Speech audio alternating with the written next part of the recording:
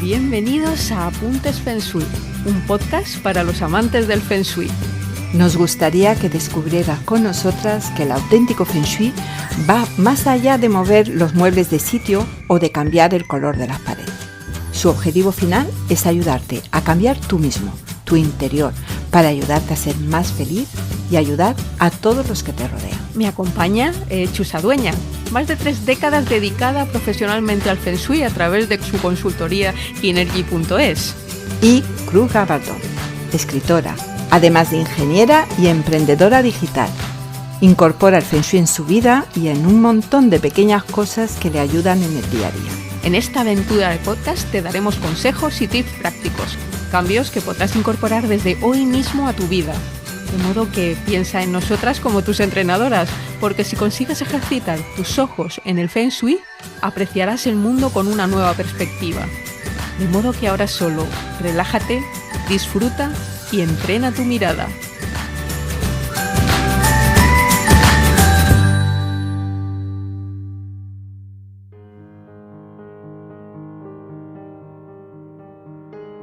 Buenos días de nuevo, amigos. Aquí estamos en este rincón de Apuntes Feng Shui, donde vamos a compartir algunas nuevas ideas y nuevos tips para vosotros para que organicéis mejor vuestro espacio, organicéis mejor vuestra vida y os sintáis un poco más felices cada día. ¿Cómo estás hoy en este caluroso día de verano, Chusa? Pues bien, muy bien, con calor.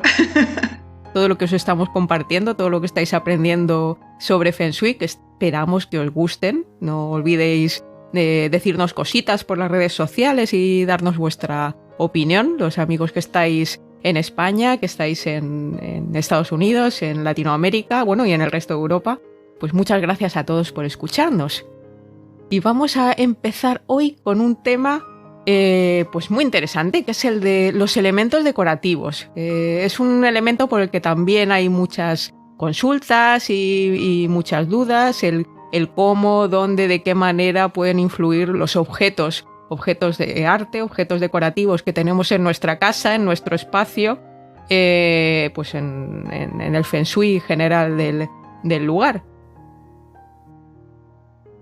Vamos a comentar pues las características que aportan algunos de esos objetos, pero vamos a empezar hablando de lo que tienen en sí mismos. Si recordáis de los podcasts anteriores que os hemos explicado, pues toda la caracterización, ¿no? Por cuando los elementos son yin, cuando son yang, cuando se subdividen en un elemento, madera, fuego. Todo eso lo vamos a tener también en los objetos decorativos que pongamos en nuestra casa, pero ahora vamos a añadir alguna información más. Que vamos a tener en cuenta, sobre todo, muy importante, la forma de los objetos.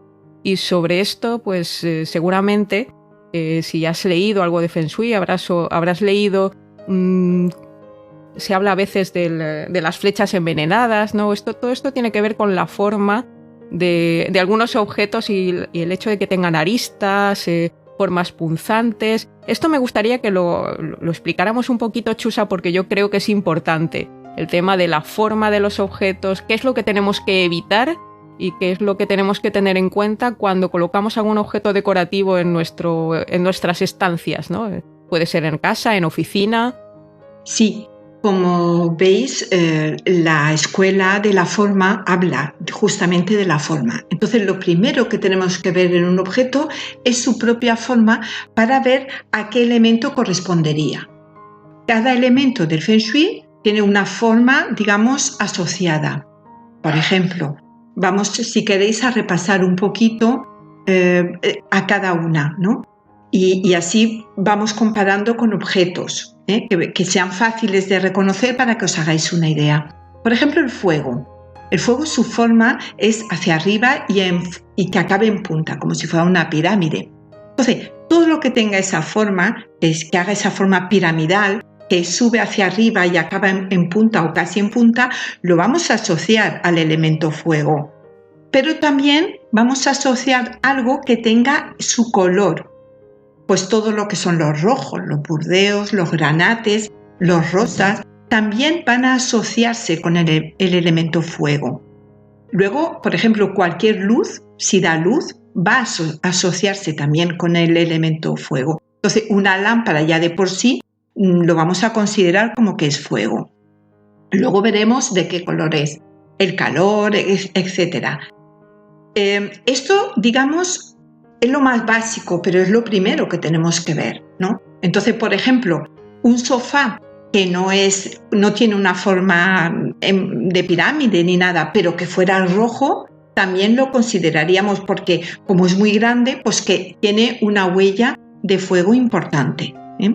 Entonces cuando vemos un objeto, le vamos a ver tanto la forma como el color sobre todo, y luego la función que tiene, ¿no? En este caso, las lámparas pues son fuego. Lo que es tierra siempre son elementos como muy sólidos, como en forma de cuadrado, ¿no? Todo lo que es cuadrado. Pues, por ejemplo, una mesa, que es algo con 4 patas, que es algo sólido en lo que tú te puedes sujetar o apoyar, se considera del elemento tierra. Los sillones... Y un cuadro, por ejemplo, que tiene forma cuadrada, claro, pero ya de por sí, o rectangular. El cuadro, luego hablaremos de los cuadros, porque el cuadro va a ser más importante lo que tiene como imagen. Lo que representa. Uh-huh. Eso es. Al final es un juego de capas de cebolla, o sea que es la forma, es el color, es lo que representa, todo va a aportar un poquito de alguno de los elementos. Eso es. Y lo que tenemos que ver, lo que decíamos yo creo que en algunos apuntes anteriores, es lo primero que te llama la atención de ese objeto va a ser lo que más sobresale. Es decir, por ejemplo, por eso os he puesto el ejemplo del sofá. Pues lo primero que vamos a ver es su color, más que lo que él significa. Sin embargo, un sofá es un elemento tierra. ¿Por qué? Porque me acoge. Y es algo que es sólido, que yo puedo sentarme en él, ¿no? Entonces me da ese apoyo. Entonces una silla, un sillón, una mesa pertenecerían al elemento tierra. Luego macetones o mesas así con el pie de mármol, todo lo que tenga forma cuadrada como un cubo va a pertenecer al elemento tierra. Luego ya sí tienen los colores de la tierra, como son el amarillo, los marrones, los tostados, los ocres, los naranjas, también va a ser del elemento tierra. Entonces, un sofá que sea marrón o naranja es mucho más tierra que un sofá rojo o un sofá verde, digamos, ¿no? Va a influir más en ese ambiente.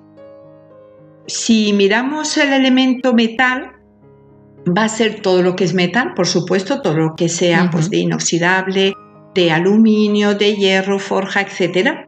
Y luego también que tenga una forma redonda, como una esfera, todo lo que es esférico también va a pertenecer al elemento metal. Y ya el color blanco, grise.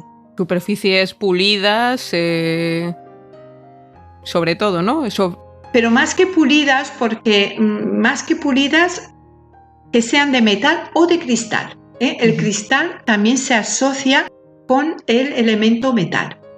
Entonces, por ejemplo, una lámpara que sea redonda, pues pertenecería al elemento metal, ¿no? Que es como una esfera. Cualquier adorno que tenga, por ejemplo, que sea de cristal, como puede ser un centro de mesa o algo, también pertenecería al elemento metal. Si tiene su forma, aún es más metal, ¿eh? Y los blancos, los grises y los metálicos, o sea, los metalizados, todos los colores metalizados. Si hablamos del elemento agua, bueno, el elemento agua es muy fácil de identificar porque en principio será el agua. Ahí hay muy poca diferenciación, es decir, un acuario, una fuente, cualquier elemento que tenga agua dentro, como estas peceras donde ponemos plantas acuáticas, etcétera, van a pertenecer al elemento agua.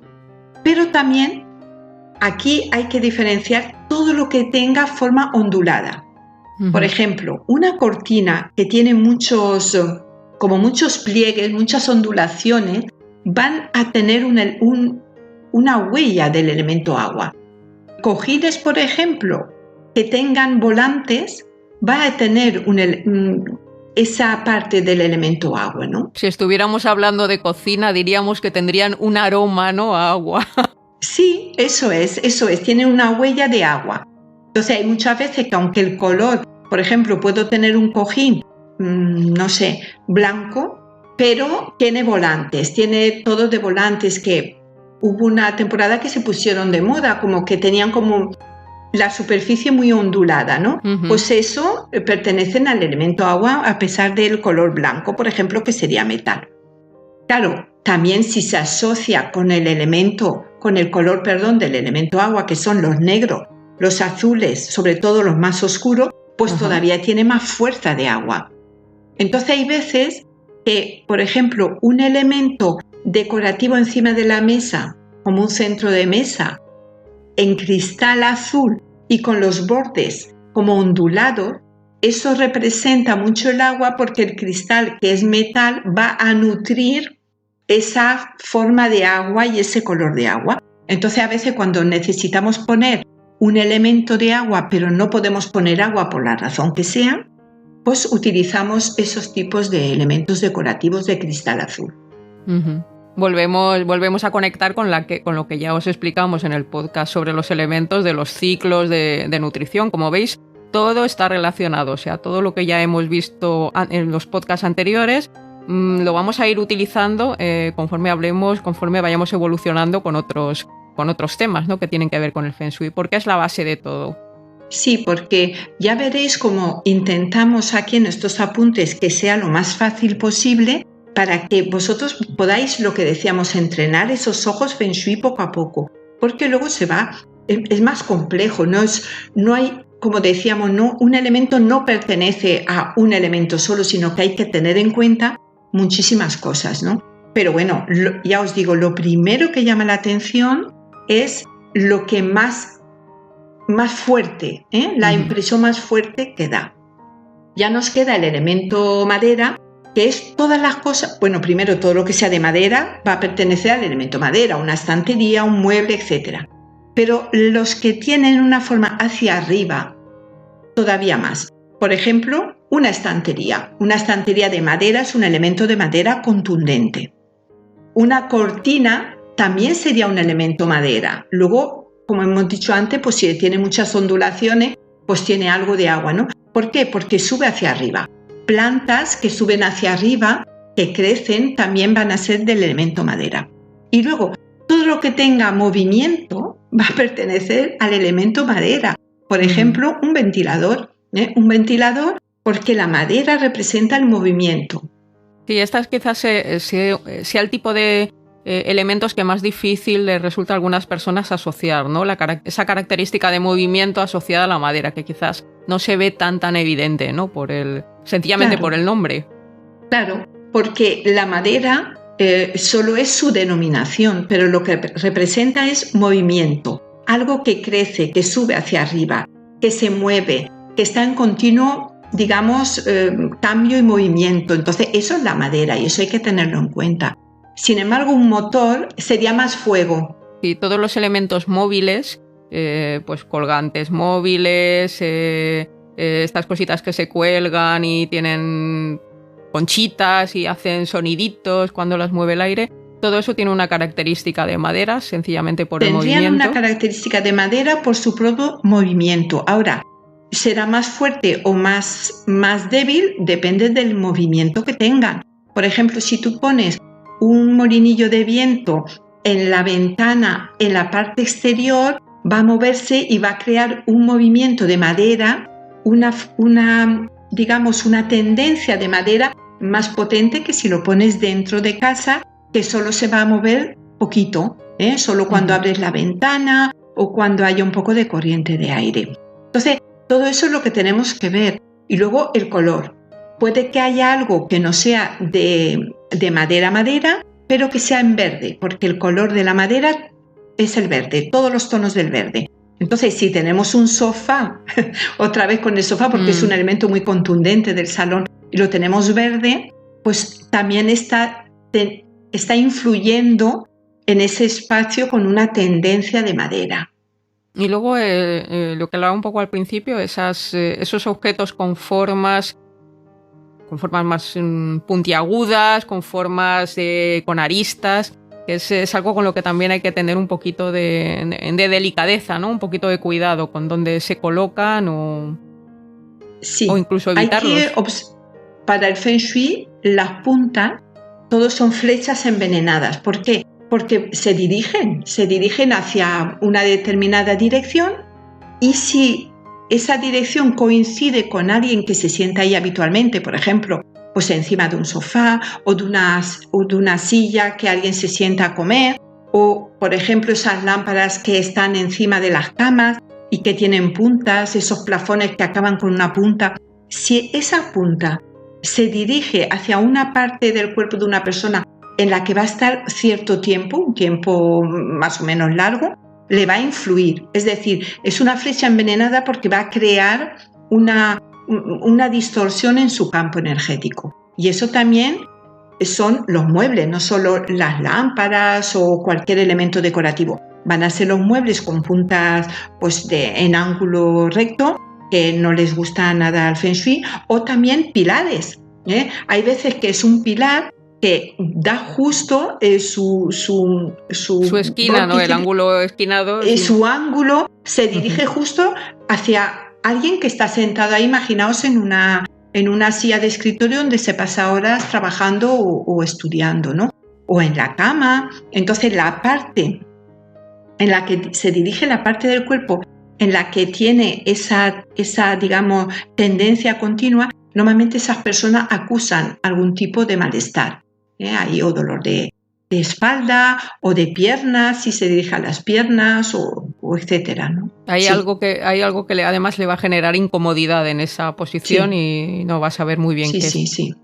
Caso y por eso, por ejemplo, en el Feng Shui, los pilares o las esquinas que tienen ese ángulo tan pronunciado, aconsejamos que se tapen con tapaesquinas y luego se puede pintar por encima del mismo color. Simplemente creando ese pequeño,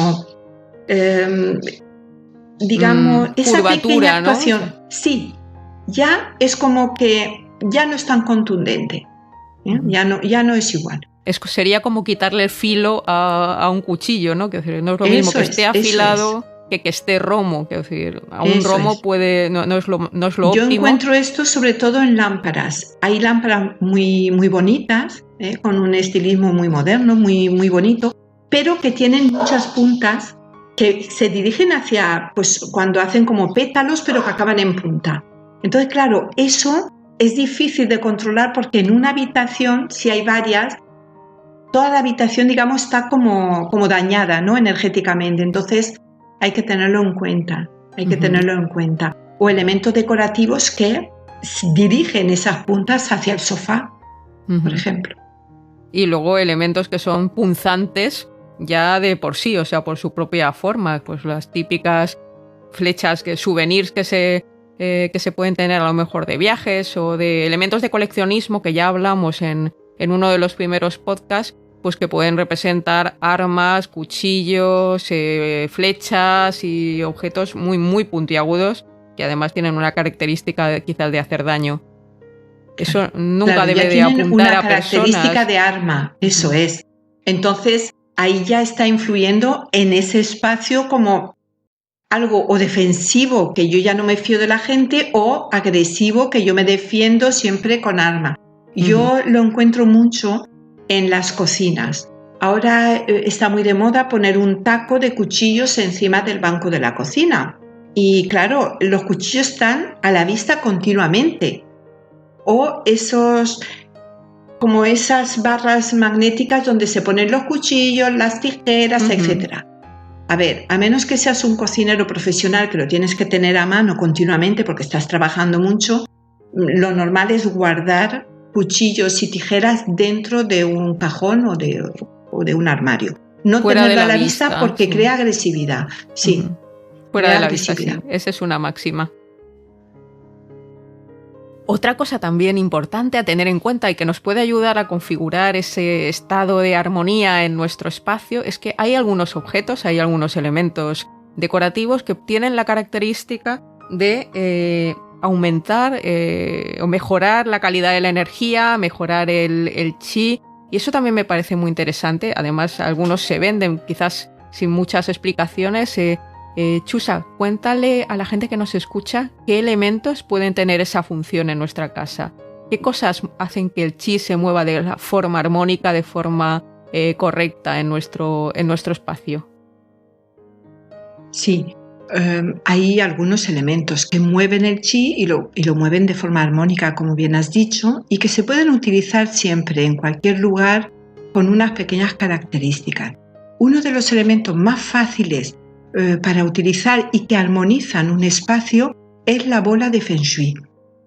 La bola de Feng Shui tiene que ser una bola preferiblemente de cuarzo, aunque por ahí venden auténtica bola de Feng Shui 30% plomo. Vale, muy bien, mejor que nada. Pero el cuarzo tiene unas características, una vibración mucho más elevada que esas. Entonces, si las podemos conseguir de cuarzo, mejor. Ahora bien, tiene que ser cuarzo transparente. ¿Por qué? Porque ¿qué hace la bola de Feng Shui? Recoge la luz solar, y va a emitir como rayos de luz en infinitos colores, los colores del arco iris, y es lo que va a armonizar todo el espacio.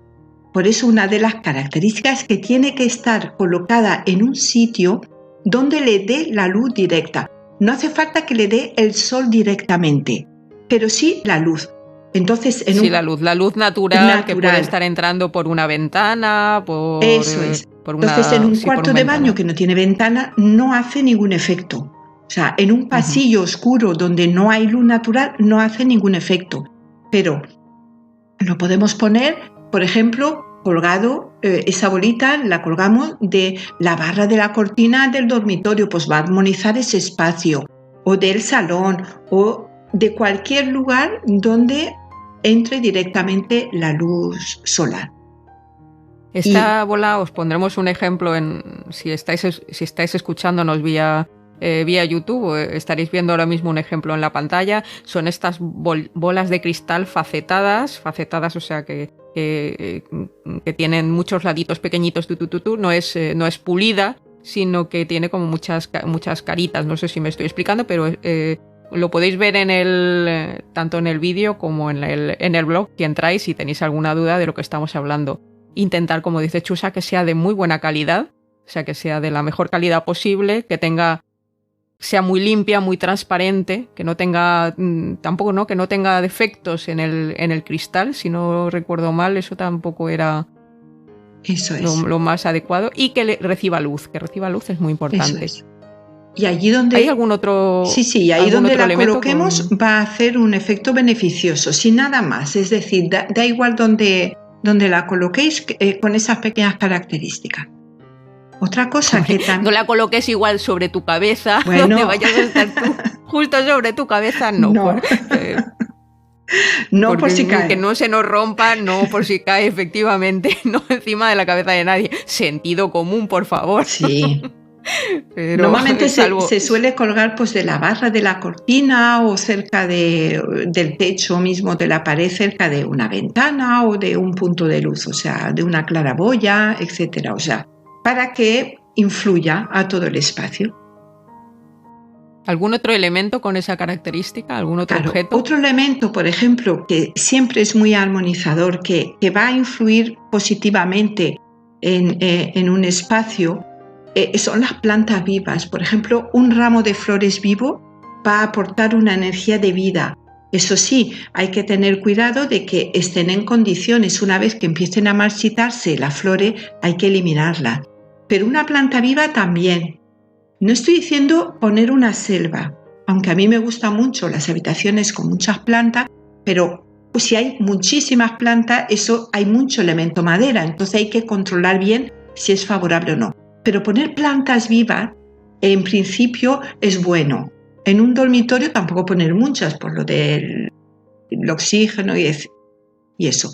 Pero en un salón, en una entrada, incluso en una cocina, en un despacho, si hay plantas, eso va a activar el chi, es bueno. No, va a crear un ambiente donde todo se armoniza más. Luego también... Algunas plantas son más favorables que otras. Sí, por el eso tema es verdad. Muy buen apunte, Cruz. Por ejemplo, las plantas que tengan espina no son favorables. Es mejor eliminarlas. Mejor que sean plantas pues, con hojitas, ¿no? Que no tengan pinchos.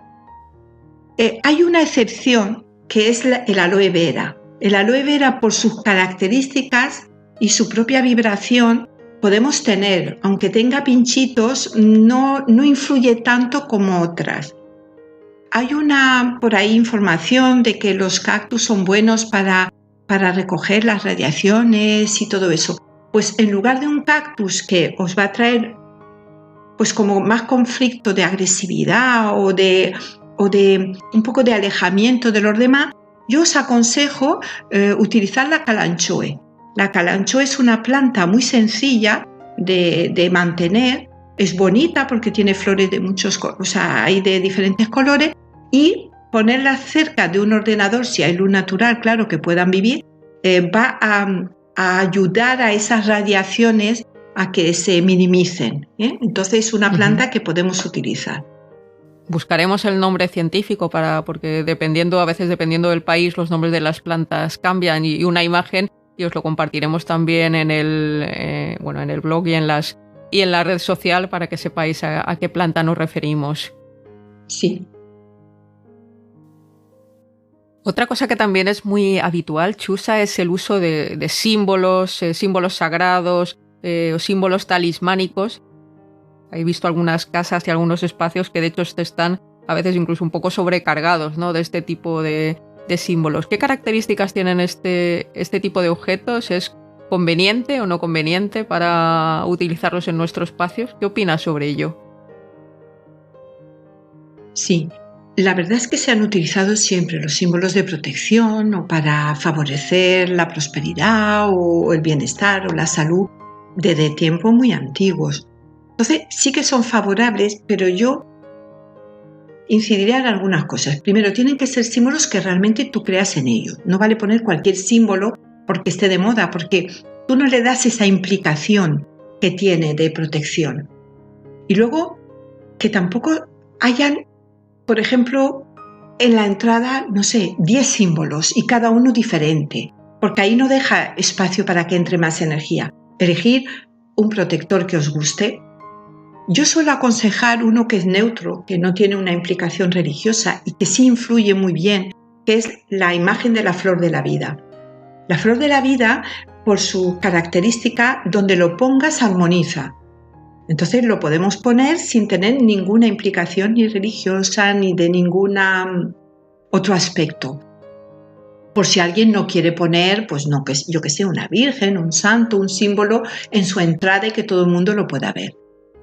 La flor de la vida se puede acoplar a eso. Luego ya podéis poner donde os apetezca, pues un símbolo protector, puede ser cualquiera, el que vosotros realmente sintáis que os identificáis con él. Pero tener muy claro cuál es. Es decir, no me vale que vayáis lo que a veces hablamos o nos encontramos, ¿no? Vais de viaje a algún sitio y traéis un símbolo que no tiene nada que ver ni con nuestra cultura, ni tenemos conocimiento de realmente qué energía mueve, como pueden ser las máscaras, por ejemplo. Pues hay máscaras que pueden ser incluso del dios de la guerra, entonces lo estáis poniendo en vuestra entrada y todo lo que entra son discusiones, ¿no? O sea, hay que tener en cuenta eso, de que sí se pueden poner con conocimiento, pero que sea algo que sí nos identificamos con ello. Sí, un poco es el matiz que decía al principio, quizás el hecho de sobrecargar de símbolos un espacio. No por más símbolos va a haber mejor efecto, es mejor elige uno que sea representativo para ti o por tu cultura o por tus características personales, y que ese sea tu símbolo talismánico, si lo queremos llamar así. Y sé muy observador de cuando te traes souvenirs de viajes que tienen características religiosas, realmente qué representan. Estás trayendo una máscara, por ejemplo, funeraria, mortuoria. Estás colocando en tu casa a la vista en un lugar que impacta al que entra o al que está en el espacio, una energía que tiene que ver quizás con el tránsito de los muertos, ¿no? Que no es lo más adecuado para tener en espacio donde estamos los vivos disfrutando de la vida, ¿no?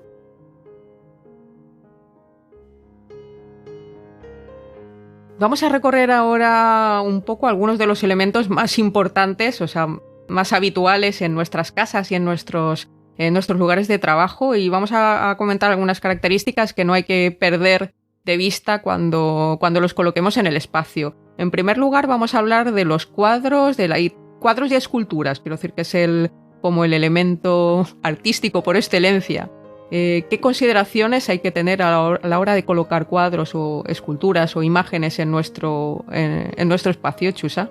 Sí, los cuadros son muy importantes porque los utilizamos mucho, las imágenes, ¿no? Forman parte de nuestra decoración. En principio tienen que ser algo que a nosotros realmente nos guste. Eso para empezar, que no sea algo que nos han aconsejado o que nos han regalado y que realmente no tiene nada que ver con nosotros. La imagen del cuadro es la que más va a influir en qué tipo de tendencia deja en nuestro espacio. Entonces, es muy importante ver qué refleja. Si refleja personas mutiladas, personas muy tristes, personas solas llorando o abandonadas, es la energía que estoy poniendo a mi casa. Es decir, ¿realmente quiero esto?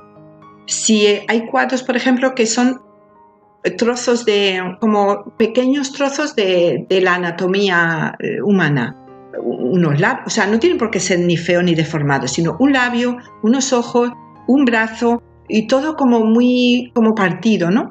Así es como me voy a sentir yo, totalmente desconectada del conjunto de mí misma, ¿no? O de mí mismo. También parece que el cubismo y el feng shui no se entienden mucho. Sí, pero más que el cubismo, porque fíjate, en el cubismo así todo, la imagen está completa, pero hay veces que son como retazos, como pequeños cuadritos, que yo los he visto donde hay pequeñas formas, ¿no? Pues un ojo, luego está la boca, o sea, están como separados entre sí, como compartimentados. Pues eso es lo que traigo a mi vida, una separación de mi conjunto, ¿no?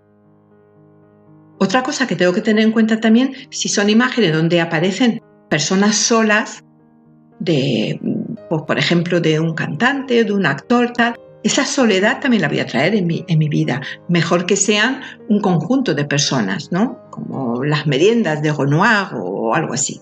Que yo no esté sola en mi vida, que no sienta esa soledad. Y luego también, si voy a poner paisajes, por ejemplo, tengo que ver qué tipo de paisaje voy a poner. Si siempre son desiertos, porque un desierto es muy bonito, es muy...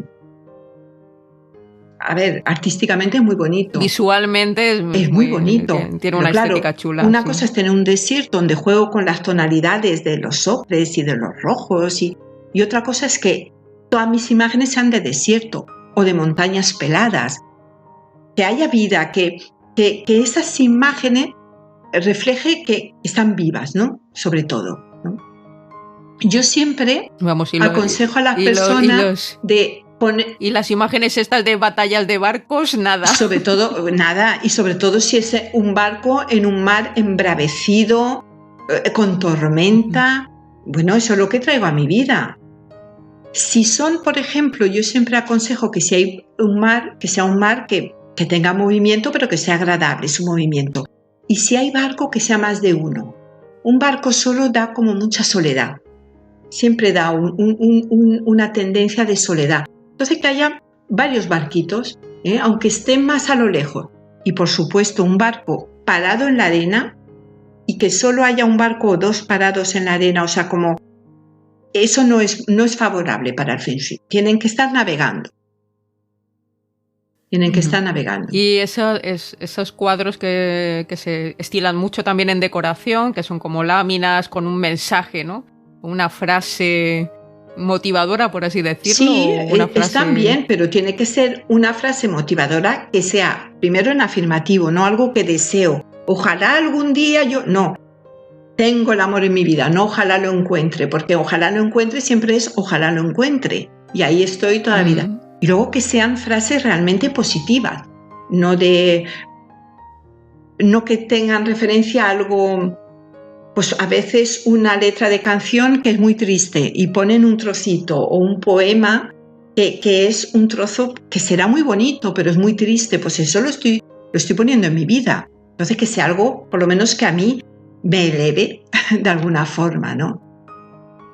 Fíjate, porque esto que acabas de decir es muy importante. Si tienes dudas sobre si una imagen es buena para ti, ponte delante de ella, obsérvala y analiza si la sensación que te da es, pues como bien dice Chusa, como de que te eleva o te hace sonreír, te hace sentirte un poco mejor, ¿no? Cuando la estás mirando, porque si no tiene ese efecto... Claro, porque si la sensación es de tristeza o de soledad o de pena, pues puede ser un cuadro perfecto, monísimo, muy, muy bonito, de una, por ejemplo, una chica sola, pero que está llorando. Pues esa tristeza, esa pena la estoy trayendo a mi vida. Es decir, pues si tengo que elegir entre esa o una chica que está riéndose, la que se ríe primero. O sea, siempre. Y luego también en esto entra lo que son, por ejemplo, los retratos de familiares que se van heredando, ¿no? De padres a hijos y tal. Claro, si ese abuelo a ti te daba miedo, no lo pongas en tu salón. Regálaselo a tu hermana que a lo mejor, o a tu hermano, que a lo mejor esa sensación él no la tiene. ¿Por qué? Porque lo estoy poniendo en mi casa, ¿no? O imaginaos que preside mi casa la foto de mis padres o de mi suegro. Tiene que presidir la foto de los que viven ahí, porque entonces yo no mando en mi casa. Es como que mi energía no está al completo. Aquí hay alguien que de alguna forma que se impone, ¿no? Aunque yo los quiera mucho, no tiene nada que ver, es una cuestión energética. Entonces hay que tener mucho cuidado. Si, por ejemplo, hay agua en la imagen, por ejemplo, un río, que el cauce del río vaya hacia mi casa, no hacia la puerta de la entrada, porque entonces la prosperidad se va por la puerta. Que vaya dentro de mi casa. Y si es un mar, lo que hemos dicho antes, que no sea un mar embravecido en tormenta, porque eso son las aguas, bueno, las emociones siempre van a estar tormentosas. Y si es un río, como decíamos antes, que no haya muchas piedras delante por donde circula. Puede haber alguna, pero si está lleno de rocas, de piedra, todo eso son obstáculos que yo encuentro en mi prosperidad y en mi satisfacción. Que no se vea un río con obstáculos y que, a ser posible, pues eso, que se perciba el movimiento de agua hacia el interior de la casa, sí, ¿no? Me ha parecido, o que haya un pequeño remanso delante donde se recoge ese agua, por ejemplo. Eso es muy favorable. Que hay imágenes de cascada, que cae el agua y hay delante como un remansito. Entonces eso es muy favorable porque es como que la prosperidad me llega y se queda aquí en mi casa. Ajá. Y en lo relacionado con las esculturas, entiendo, en cierto modo viene a ser lo mismo. Sí. La idea de base viene a ser la misma. Es la misma base. Es decir, ¿qué pongo en mi casa? Por ejemplo, una escultura de un busto de mujer, pero que solo está de una figura de mujer, que no está ni la cabeza, ni los brazos, ni las piernas, porque representa una escultura romana o griega que le faltan esas partes. Yo voy a traer eso a mi vida. Es decir, un cuerpo muy bonito pero sin cabeza, o me faltan pies para avanzar en la vida, me faltan los brazos para coger las cosas que me llegan en la vida. Entonces, que por lo menos la figura esté completa, ¿eh? Luego, si es una figura sola, pues siempre va a ser más problema. Mejor que sean dos figuras o que esté acompañado de algo. Mejor una pareja que un chico o una chica solo, ¿no? Por ejemplo.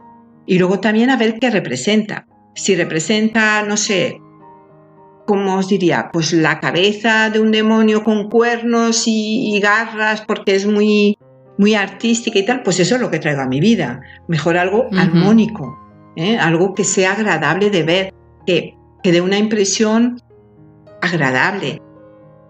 No una calavera, por ejemplo, que eso en la adolescencia aún lo ponen ellos, pero porque están como transmutando, pero no es lo ideal en la vida.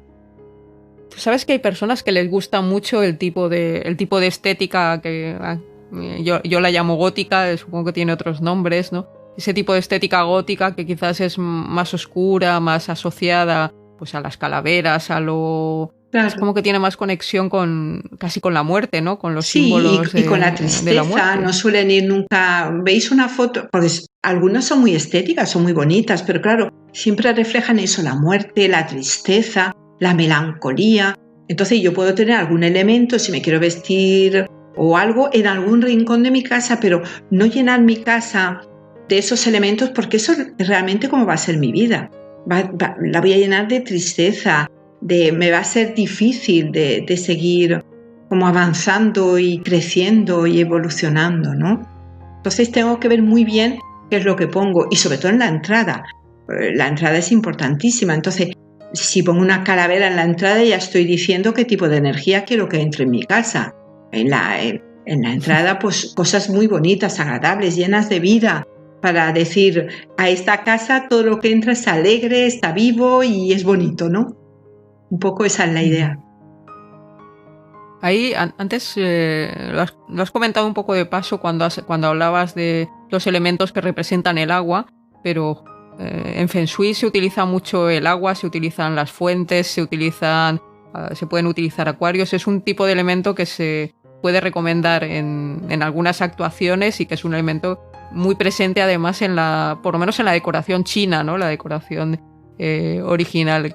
¿Qué recomendaciones tenemos que darles qué apuntes a las personas que nos escuchan sobre cómo, dónde y de qué manera colocar las fuentes? Sí, se dice erróneamente que el agua tiene que estar en la entrada y eso no es así. El agua es el elemento más potente y el que mueve la energía de una forma más contundente.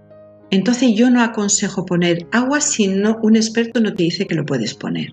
Porque un acuario es una cosa que suele ser grande, es un elemento que normalmente ocupa un espacio y donde la voy a poner va a mover y va a activar el chi que tenga ese espacio. Pero si no sé si es favorable para mí, para mi vida, pues estoy activando uno que no es favorable. Entonces hay que tener ahí mucho cuidado, como mucho poner algo pequeñito y entonces ponerlo, pues, por ejemplo, en donde está el elemento agua del año, en donde cuando hablamos de las energías del año dijimos que el elemento agua pues está visitando determinado espacio, pues lo podemos poner ahí, pero algo pequeño, porque poner agua donde no toca nos puede traer más conflictos y más problemas que beneficios. Esto es una información importante, no pongáis un elemento de agua, sobre todo algo tan contundente como puede ser un acuario o una fuente, sin realmente no os lo ha aconsejado un profesional y os ha dicho dónde colocarlo y cómo colocarlo. Sí. Ante la duda... No ponerlo, porque de hecho hay una técnica en Feng Shui clásico, que es la técnica del agua, que hay que buscar el sitio exacto donde poner esa fuente para traer prosperidad a la casa. Pero para eso hay que hacer todo un estudio del espacio para ver dónde es más conveniente. Y ahí sí que es muy favorable, pero si no, es que el agua es muy contundente, es que el agua mueve mucho. Entonces, mucho cuidado donde la ponemos. Sí, estamos intentando ser muy prudentes en las recomendaciones que os damos. O sea, os decimos, esto lo podéis hacer cuando nos parece que con lo que os estamos explicando tenéis información suficiente para poder colocarlo correctamente, que no genere ninguna contrapartida. Y en este caso, en el caso de las fuentes, os vamos a decir todo lo contrario. Si no tienes claro dónde tienes que ponerla, no te aconsejamos que utilices este tipo de elementos precisamente porque tiene mucha pila, tiene mucha energía y va a provocar mucho resultado. Eso es. Entonces, esto es una información importante, ¿eh? No lo olvides. De las plantas también tienen una acción favorable. Ya hemos comentado un poquito sobre ellas, sobre cómo colocarlas. ¿Algo más que quieras decir sobre las plantas? Las plantas, pues lo que hemos dicho, tienen que estar vivas. No poner plantas secas. Las secas es una energía de no vida, de sha que llamamos nosotros. Entonces activa esa energía de sha, trae como poca vitalidad a ese espacio. Si no podemos ponerlas naturales por falta de luz o por falta de tiempo para cuidarla, entonces es mejor ponerlas o de tela o de papel o de plástico, que a una mala cuando recogen polvo se puede limpiar, pero no plantas secas. No, en el Feng Shui nunca es favorable. Donde la ponemos va a activar el chi. Entonces, pero es un elemento madera que activa el chi fuerte. Entonces, lo que hemos dicho antes, para poner muchas plantas, es mejor también ver la tendencia de ese espacio, si la madera le va a favorecer o no, porque una madera no favorable nos trae discusiones. Las maderas son peleonas, entonces nos van a traer discusiones. Sí. Aunque yo viva sola, va a discutir conmigo pues el panadero o la chica de la caja o la vecina sí. O uno que pase por la calle que va a renegarme sobre algo. Es decir, es como una tendencia que voy a traer a mi vida. Y luego lo que os he dicho, está desequilibrada, claro, vamos. Lo que os he dicho, que no tenga pinchos, o sea, que no tenga espinas, que sean plantas pues agradables, ¿no? Y luego, bueno, tener en cuenta las plantas venenosas con los animalicos, las mascotas o los niños. Eso, bueno, no es Feng Shui, es ya sentido común. Yo creo que puede haber personas que tengan dudas porque hemos hablado de plantas vivas, plantas secas, pero estos, por ejemplo, estos centros que son como si fueran hojas secas de colores que se utilizan porque tienen un aroma, ¿no? Como algo decorativo, y los hay así en diferentes tonos. ¿Qué opinas sobre el uso de ese? Al final están emulando plantas. Claro, mientras no sea una planta que está olfativo. Seca, que no sean pétalos secos, que los hay que dicen, oye, estos son pétalos de rosa seco y es como un popurrí para que dé olor y ambiente. Esto no es favorable. Mientras no sean plantas secas, que hay veces que no lo son, que son pues sintéticos y tienen el olor, pues bien. Pero si son plantas secas, no es favorable. Pero de plantas secas me refiero incluso cañas secas. Por ejemplo, que estaba muy de moda, de varios colores, poner cañas secas en la entrada. No es favorable para el Feng Shui porque es una energía de, pues lo que os digo, es como poner, sé que voy a crear ya polémica con esto, pero poner pues la cabeza de un animal disecado en una habitación. O sea, ahí es un ser que estaba vivo y que ya no lo está. Entonces, eso no trae vibración de vida. Y personalmente no es santo de mi devoción. Sí, pero yo lo he visto en despachos o en salones de pues, personas que son cazadores y entonces traen ahí su trofeo, ¿no? Como para exhibirlo. Entonces, a su casa están trayendo energía de no vida. Eso es así. Y se me ocurre un último tipo de elemento que se utiliza como elemento decorativo, a veces también como elemento talismánico o como elemento para favorecer algún tipo de energía, que es el uso de piedras, de minerales en los espacios. ¿Qué apuntes podemos decir? Apuntes sin entrar a profundizar en el espacio, en la persona. ¿Qué podemos decir de forma genérica sobre el uso de piedras o minerales? Sí. Hay un mineral, hay una piedra que siempre va a ser favorable poner en la entrada, que es la turmalina negra. La turmalina negra lo que hace es que recoge energía negativa que pueda entrar por la puerta de mi casa. Entonces esa no necesita ni mantenimiento ni nada. Eso siempre es favorable ponerla. Y la puedo poner en algún otro sitio de mi casa, pero vamos, un chorro de turmalina negra. Vamos, del tamaño de un puño más o menos. Eso siempre es favorable. Luego los diferentes cuarzos o piedras, pues hay que tener en cuenta dónde se ponen, porque el cuarzo es algo, digamos, vivo, entonces recoge energía. Luego, si va a estar en un sitio donde va a recoger mucha energía, como un salón, y ha habido una discusión, pues luego hay que limpiarlos. Siempre son bonitos, son favorables, sobre todo porque mueven energía, pero claro, tengo que tener esa consideración de si han estado expuestos a enfermedad. Por ejemplo, en el dormitorio de una persona que ha estado muy enferma, pues hay que limpiarlos luego, ¿no? Una piedra que se puede poner y que, yo aconsejo también es en el dormitorio, pues el cuarzo rosa en forma de 2 corazoncitos y ponerlos juntos para favorecer el amor. Entonces, eso ya lo dijimos en el podcast del amor.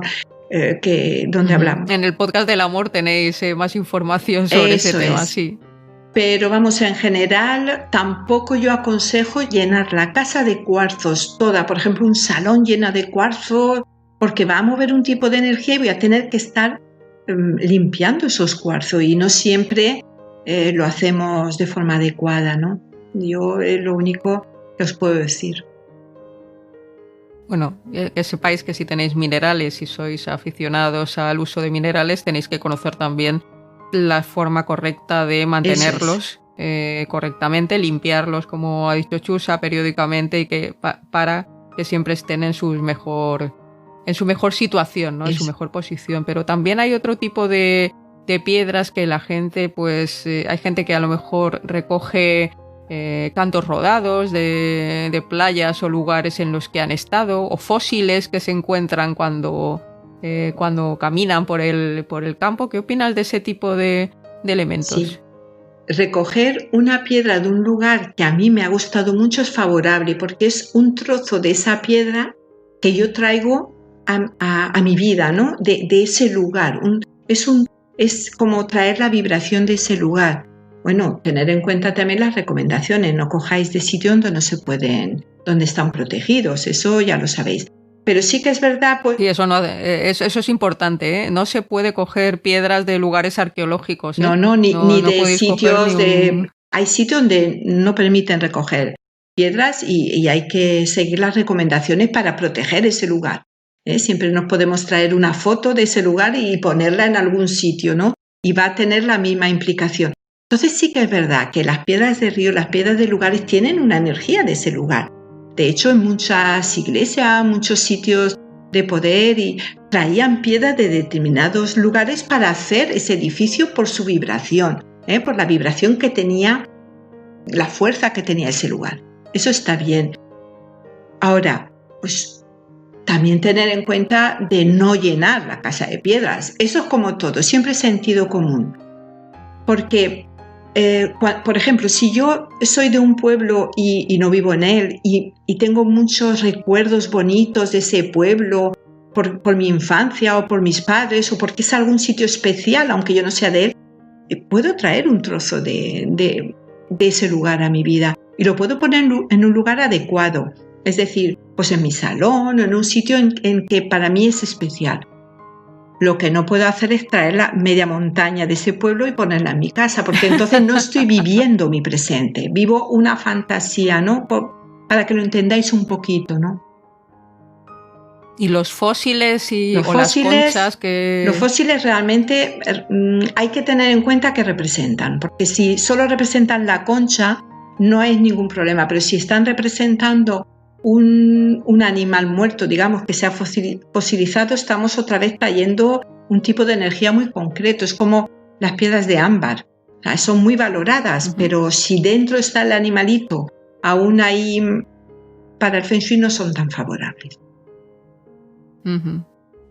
Y entonces las conchas sí, podríamos decir que las conchas sí. Algo como el ámbar, donde el animal ha sido preservado o ha sido fosilizado dentro, pues no volvemos a conectar con los elementos muertos, claro, ¿no? Los elementos, por ejemplo, que tienen que ver con la muerte. Aunque no tienen que ver con piedras, pero hablamos de... Antes hemos hablado un poco de los elementos que traen un poco la vibración de muerte o de no vida, mejor, ¿no? Pues si vamos a Egipto, pues traernos la imagen, no un sarcófago, sino la imagen de un sarcófago y ponerlo en nuestro salón no sería lo más adecuado. O ponernos ahí la imagen de una momia o en el dormitorio aún menos. O sea, yo puedo traer una imagen del dios egipcio de la medicina o del ojo de Horus o... Bueno, bien, pero un sarcófago, la representación de la momia, todo eso es energía de no vida que yo traigo a mi vida. No es lo adecuado ponerla a la vista, porque si me gustan puedo tener un armario donde los pongo ahí porque tengo algún tipo de preferencia por esos objetos, pero no ponerlos a la vista en mi vida, ¿no? En mi salón.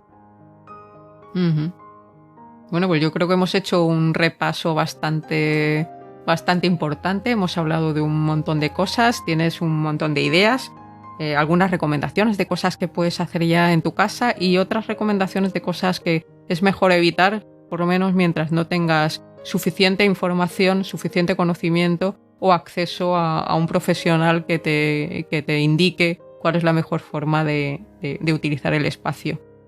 Bueno, hasta aquí este podcast sobre los objetos decorativos. No sé si quieres hacer algún último añadido. ¿Hay algo que se nos ha podido quedar en el tintero? ¿Algo que te venga así? ¿Alguna última cosa que quizás pueda ayudar a nuestros oyentes? Realmente un poco de mirar con ojo Feng Shui, sentido común. Está claro que no cada imagen o cada cosa que representa va a ser lo mismo para todas las personas, pero sí que realmente quiero este tipo de energía en mi vida. Esto me hace mejor, me hace sentir bien. ¿Qué es cuando lo miro? ¿Qué sentimiento despierta en mí? Esto va a ser lo más importante, porque la misma imagen para una persona puede representar, imaginaos una persona en un lago, encima de una barca, dejándose llevar. Puede representar la paz, la tranquilidad, el recogimiento con uno mismo, pero para otra puede representar la soledad, que me han abandonado, que voy a la deriva. Entonces, la persona que tiene, que para quien represente lo segundo, no puede llevar ese elemento a su casa. No puede, por muy bonito que sea. Hay que tenerlo también en cuenta cuando conviven varias personas en la misma casa. Hay que tener ese miramiento, esa atención con todos los miembros de la familia que por viven supuesto. en la casa. Es decir, si para un miembro de la familia, donde ese es su hogar, esa imagen tiene una implicación negativa, por mucho que para los demás no la tenga, pues habría que respetar Eso es. que a esa persona no le hace bien. Eso es mejor buscar un elemento que los dos nos guste y llegar a un acuerdo, porque esa persona, cada vez que entre a su casa o a la entrada o al salón o al dormitorio, va a tener ese sentimiento, o sea, se va a despertar en él esa influencia. Entonces, realmente yo quiero eso para esa persona, ¿no?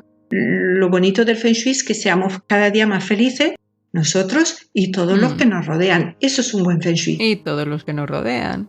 Y aprender cada vez pues eso, a desarrollar esa mirada Feng Shui de la que os hablamos desde el primer podcast de esta serie, que con cada uno de estos capítulos pensamos que podéis tener un poco más de información y cada vez podéis tenerla un poco más afinada.